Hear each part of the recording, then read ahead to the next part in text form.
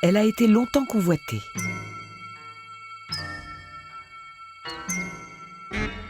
Il a fallu faire des économies. Et un jour, la lampe Arco arrive en 3 colis de pièces détachées. Un paquet pour le socle, un paquet pour la tige, un paquet pour le globe. Pour monter Arco, c'est tout simple. Le tubulaire dans la rainure du parallélépipède, une seule vis.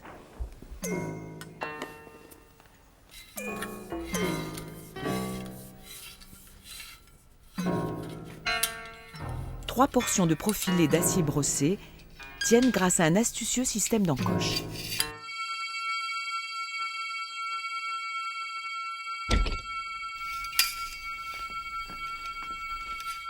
L'arc ainsi formé arrive en butée sur la tige tubulaire.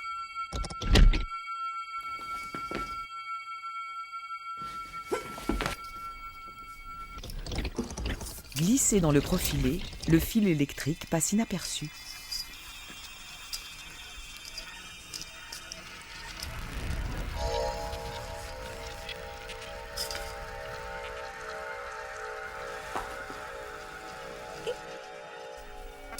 Accroché au bout de l'arc, un globe en aluminium rutilant.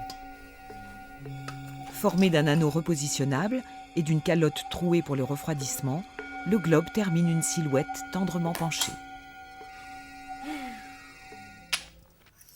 C'est un petit tabouret d'à peine 55 cm de haut. Relégué à 2 mètres de l'utilisateur, il échappe au regard.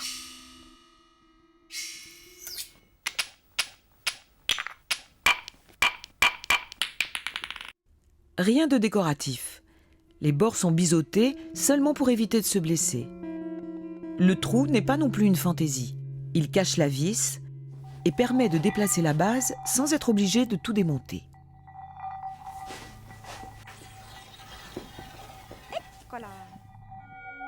Peut-on avoir une suspension sans nécessairement faire de trou au plafond ? Se demandent les frères Castiglioni. Ils veulent libérer la table du salon de la traditionnelle sujétion au point lumineux fixe du plafond. L'arc porte la source lumineuse au milieu de la table. On peut s'asseoir pour manger et quelqu'un peut encore passer pour te servir les pâtes, précisera Achille.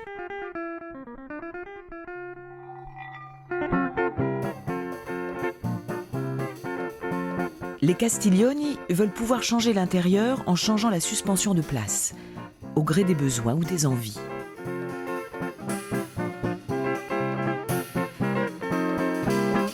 L'atteggiamento è sempre quello di legare la nostra ricerca di innovazione ai comportamenti delle persone rispetto agli oggetti che noi creiamo, modificando magari la materia, ma cercando sempre un filo conduttore di complicità con le persone che le usano. Non sono bersagli, non sono classificazioni di consumatori, sono persone. E per noi è un po' più complicato lavorare così, ma è anche molto più divertente, richiede un rischio intellettuale particolare.